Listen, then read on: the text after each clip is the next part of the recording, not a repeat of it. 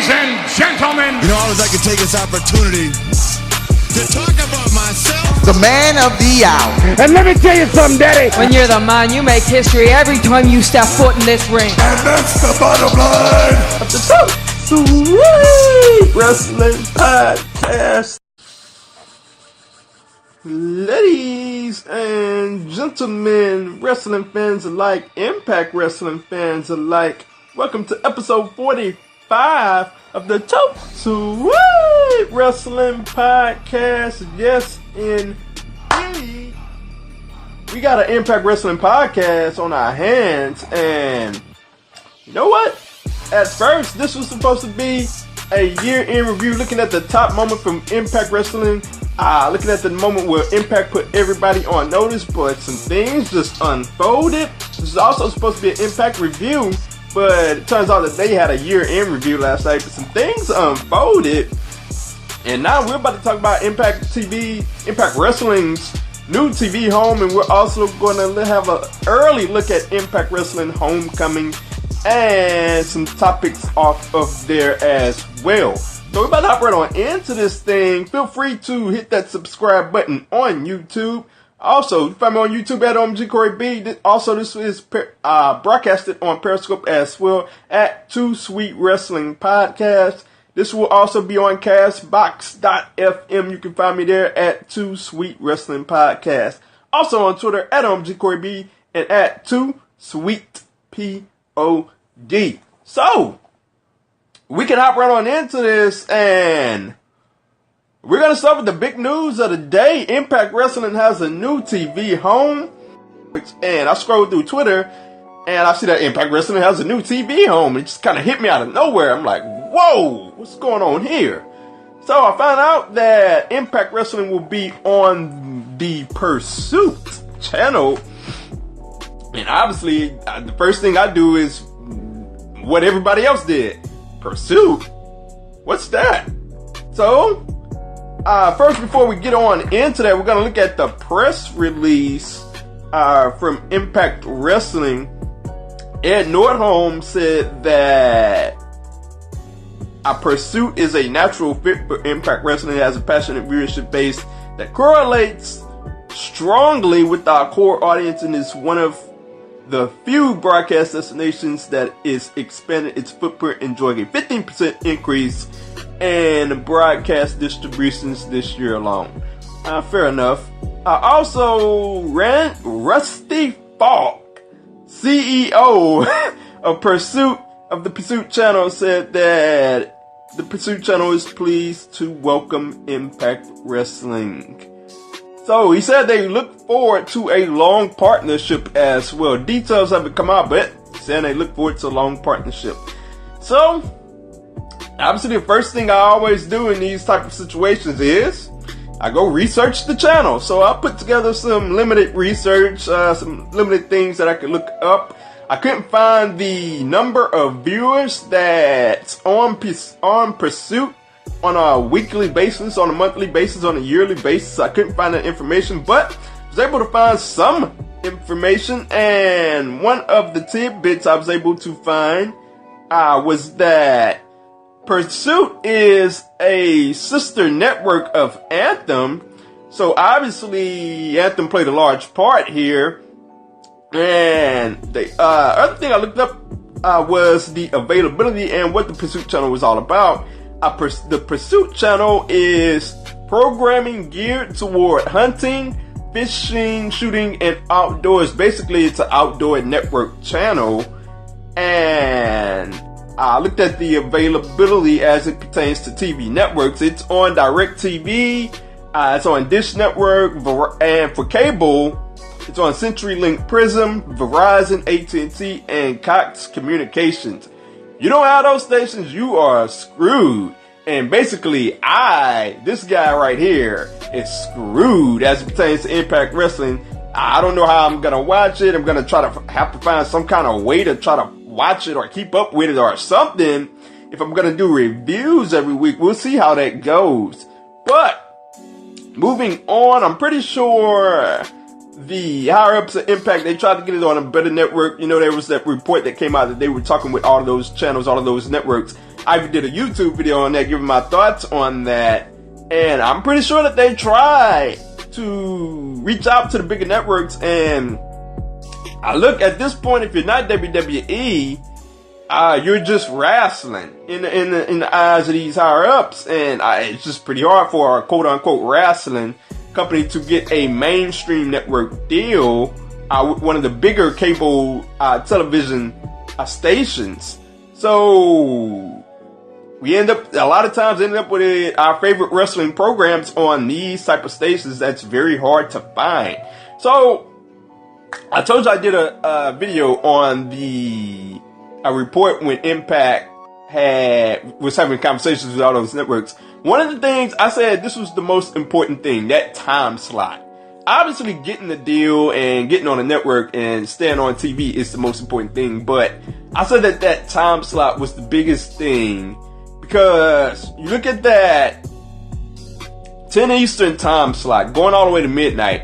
On Thursdays, you gotta worry about people falling asleep on that. That's a tough time slot to stay up for. Even I'm very interested and very invested into Impact Wrestling, and I have a tough time staying up for that. So the casual fan, most likely is not gonna stay up for that. I thought that they had to switch that time slot around, and it turns out in this deal that they have the same time slot.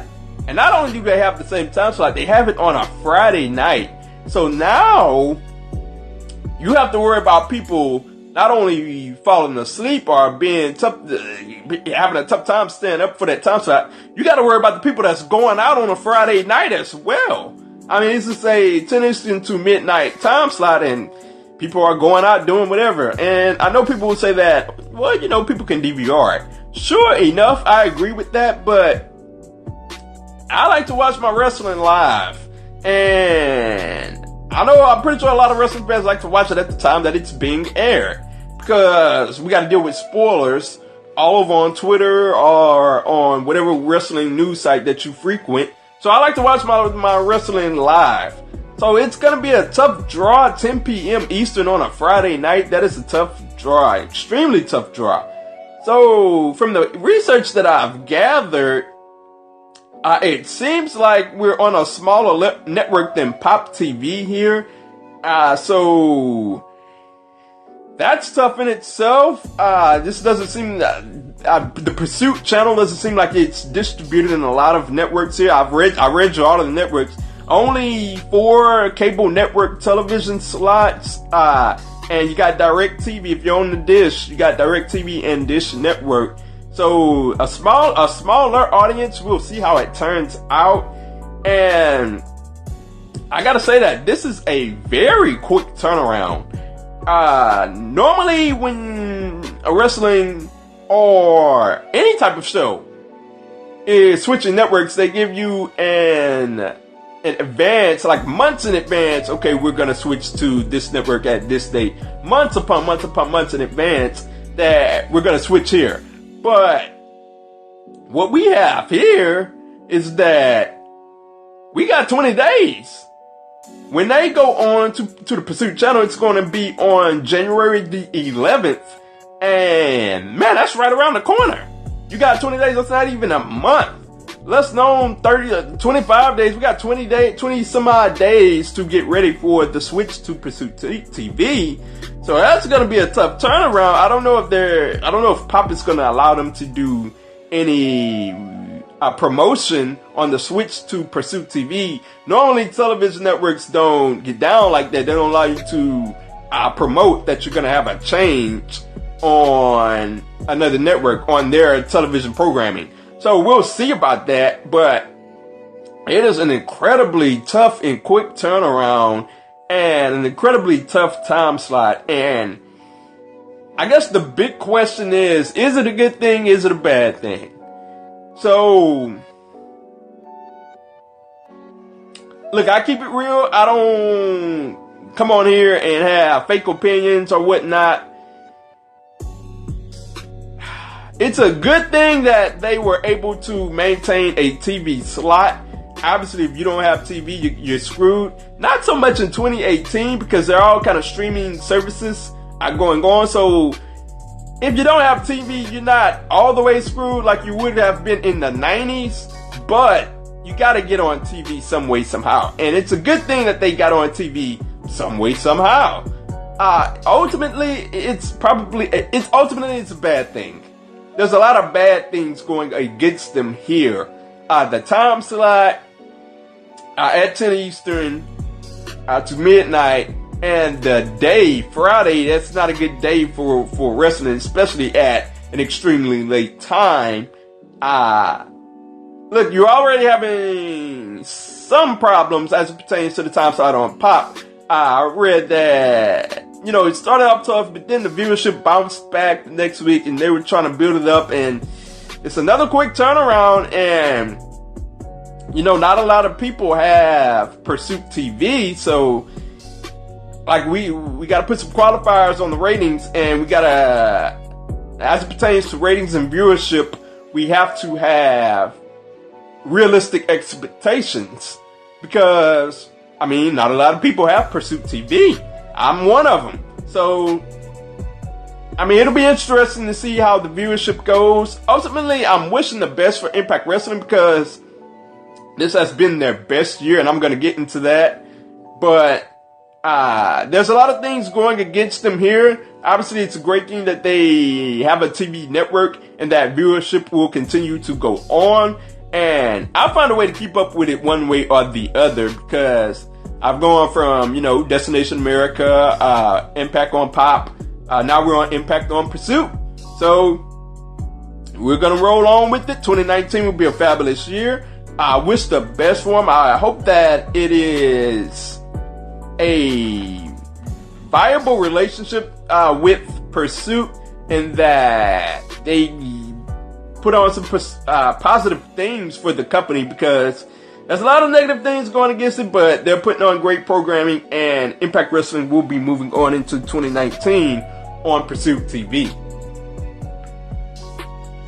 So, moving on here, we're going to look at the moment when Impact put everybody on notice. Looking back into 2018, I can talk about a lot of things, Impact Wrestling. We can go back down the list of things.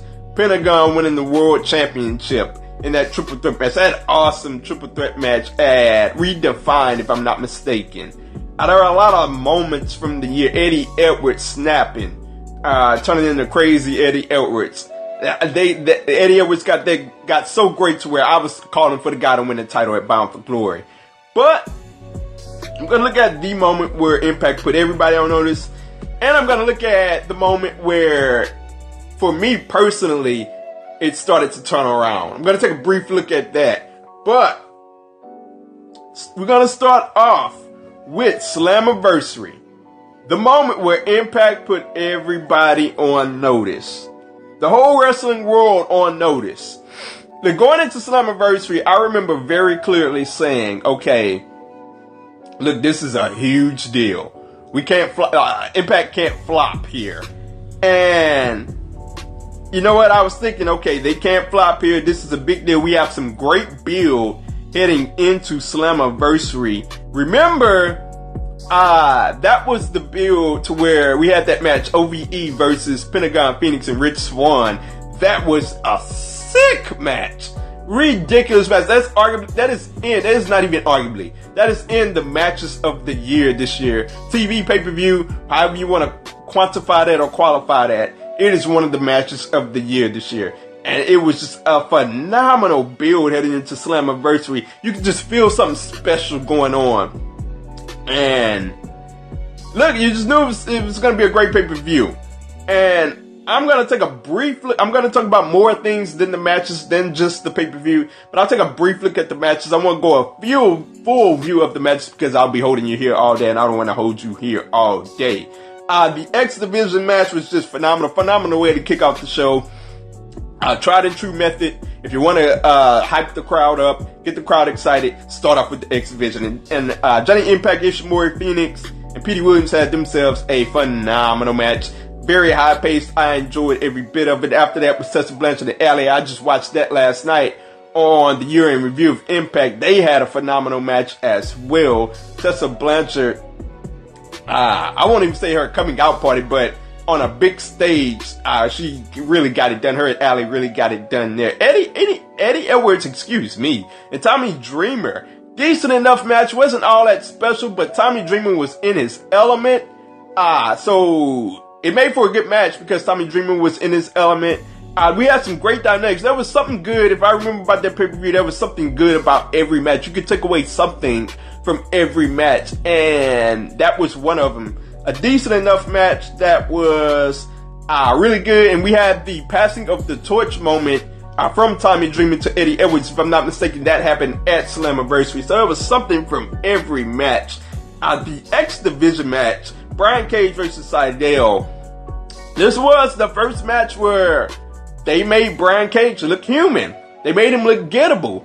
And that made Matt Sydal look really good. There were instances in that match where you thought, man, Matt Sydal's about to win this match. He legitimately has a chance.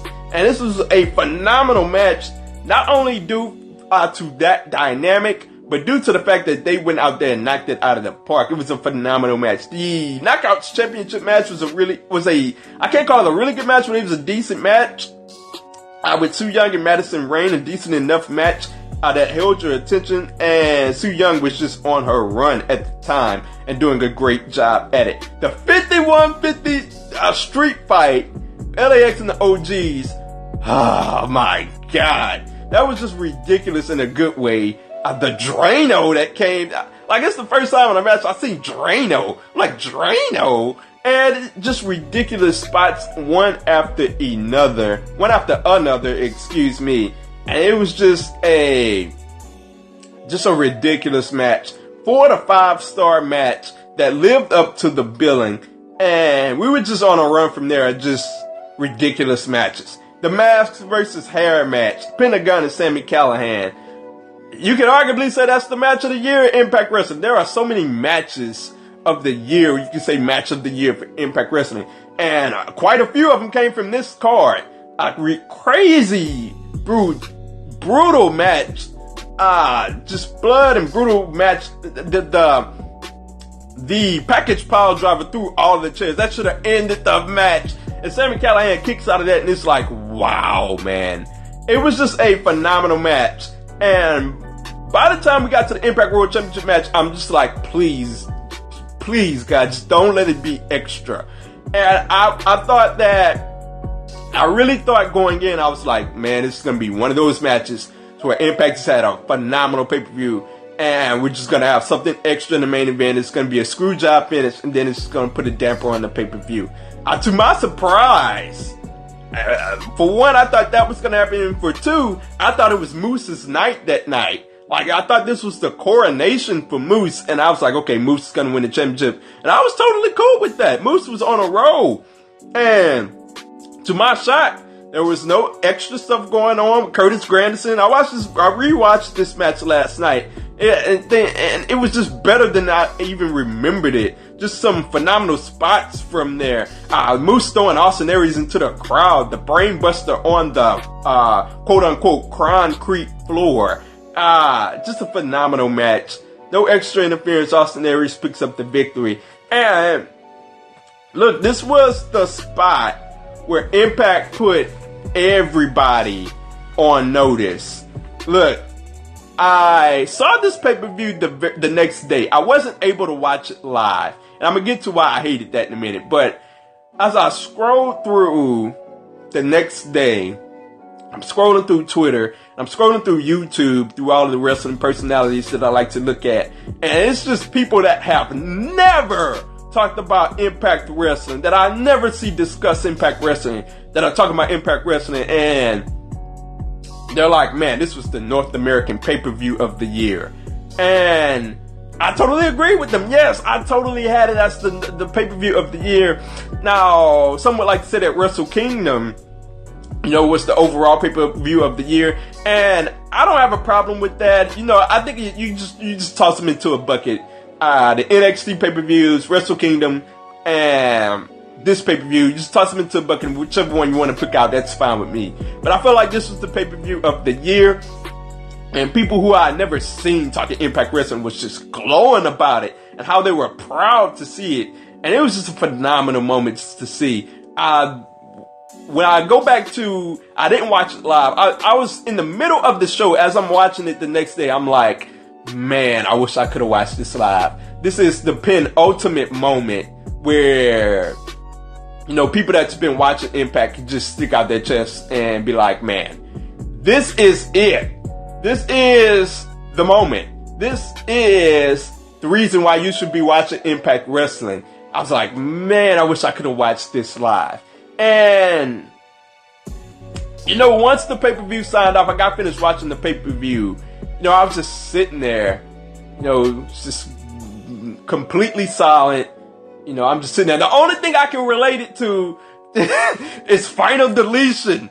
After that signed off on Final Deletion, I knew I had to watch something special. You know, something crazy as well. I didn't know quite what to think. But once this pay-per-view signed off, I knew I had watched something special. I knew I had watched something grand and great. I knew it was one of the best moments so far in 2018. I did not know how crazy 2018 would actually get, but this was like at the top of the moments for 2018.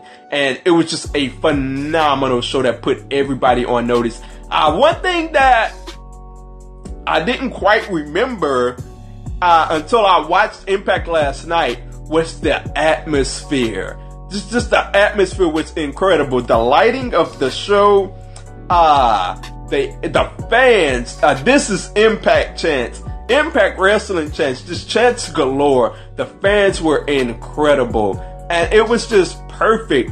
Just the setup of the ring, I was just phenomenally done, and it's just one of those moments to where I'll hold forever as a wrestling fan. I'm gonna look back, you know, however long from now, if I'm able to make it 10, 20 years from now, I'm gonna look back at 2018 and be like, man, Slammiversary was one of the greatest pay-per-views of the 2010s. I'm gonna go that far. Of the 2010s, Slammiversary was one of the greatest pay-per-views of that time.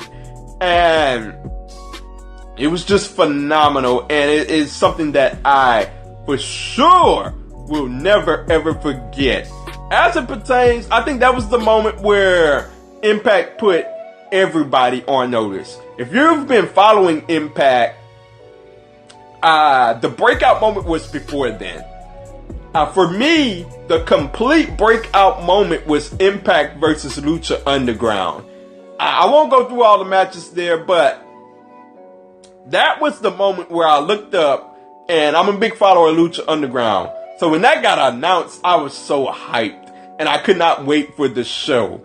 And, you know, when that show happened, it was just phenomenal match one after another. And it was like, it was once again, you knew you was watching something special. The WWE Hall of Fame, I think the Hall of Fame was on at the time, and I was like, man, forget that. Lucha versus Impact Wrestling is on, and I'm about to watch that. It's about to go down, and it went down. It was just phenomenal. Aries versus, I think the main event was Aries versus Pentagon versus Phoenix. That's when they super kicked Austin Aries' head off, for goodness sake. And it was just a phenomenal show. And crazy thing, I was just sitting down, and this came to my mind. Does Impact Wrestling get to where it is if it wasn't for Alberto El Patron no-showing Impact versus Lucha Underground? Just think about it.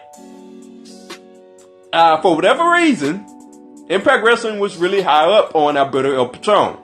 Remember, it was supposed to be El Patron versus Austin Aries, and I think the pay-per-view was redefined, if I'm not mistaken. Who knows what would have happened there? It was supposed to be Austin Aries and Alberto El Patron versus Pentagon versus the Lucha Brothers at Lucha Underground versus Impact Wrestling. If El Patron stays with Impact Wrestling, Pentagon never gets that spot. If Pentagon never gets that spot, Pentagon never wins the Impact World Championship. If Pentagon never wins the World Championship, the Lucha Brothers never become as prominent as they became, in my opinion.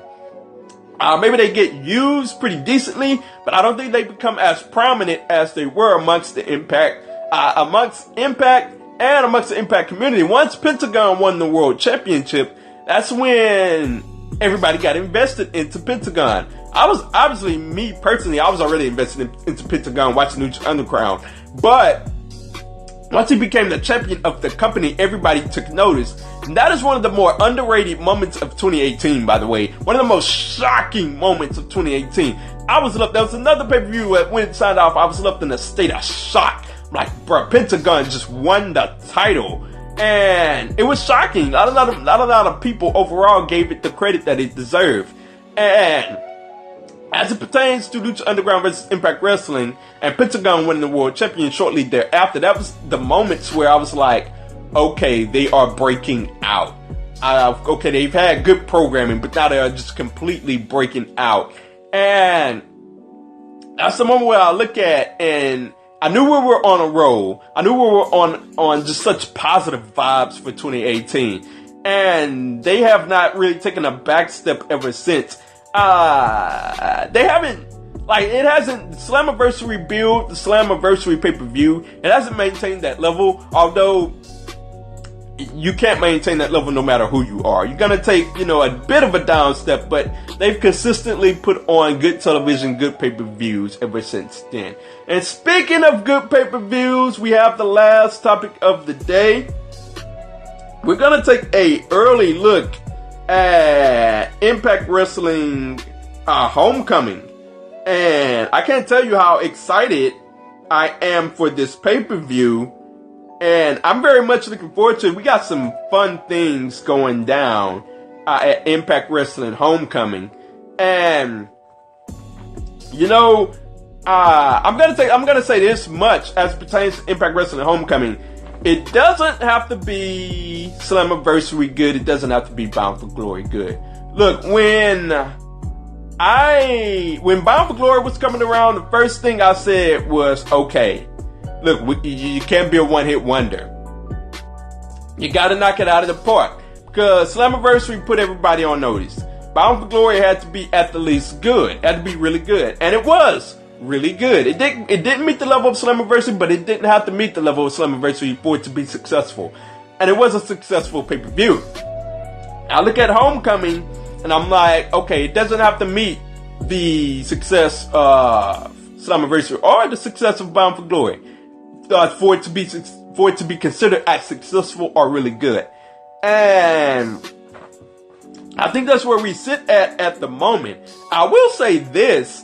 They really slated that pay-per-view to be at a busy time of year. Homecoming will go down at the same time Wrestle Kingdom. So that was a bold move in itself, because Wrestle Kingdom always knocks it out of the park every year. It's not on a Sunday, so you have that going for you. This is going to be around the time of the NFL playoffs as well. That's going to be on a Sunday, so you're going to have competition there. But when I look at the card, it is going to be a phenomenal pay-per-view. As I take a sip of water here.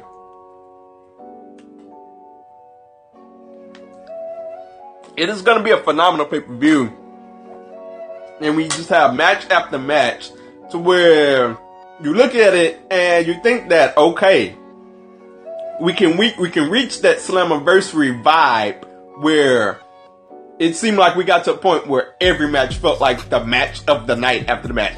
It was like, okay, that was the match of the night. That was the match of the night. 5150. Max versus Hair. The main event. That was the match of the night. That was the match of the night. That was the match of the night. And I look at this card and I possibly think that we could reach that level. We got Johnny Impact versus Brian Cage. That's going to be a phenomenal match. Arguably could be the match of the night. I just hope that they don't do anything. Well, I already got the feeling that something extra is about to go down. Killer Kross keeps getting involved. And I just feel that something extra is going to happen. I just hope that it doesn't directly influence the result of the match. But Tessa Blanchard versus Talia Valkyrie, those two have phenomenal chemistry. That could be a match of the night. LAX versus the Lucha Brothers. So we'll see what happens, because Phoenix has the injury. I don't know how they're going to rectify that situation. This is a dream match that, like, man, I've been looking forward to for like months now. I've been looking at that and I'm like, man, can they please just do that match? And now Phoenix is hurt. We'll see how that situation solves itself. But whatever they do, it's going to be a phenomenal match. Eli Drake versus Abyss in a Monsters Ball match. That's going to be a phenomenal match. I think Abyss in his match. Eli Drake, who's a phenomenal wrestler who doesn't get the credit for that. He's very much like an Elias in WWE. His personality outshadows his ring work, but his ring work is really good. And he just doesn't get the credit that he deserves for his ring work because his personality is so over the top. His personality is so great. Moving on, we have the return of the Ultimate X match. That is going to be phenomenal. Rich Swann versus Jay Chris versus Ethan Page versus Trey Miguel of the Rascals. That is another one you look at and you're like, okay, possibly the match of the night, baby. It's the return of the Ultimate X. I wouldn't be surprised. Like I said, tried and true method. If you want to get the fans excited, put the X Division first. And I can envision this being the first match of the night. Good luck to who has to follow it.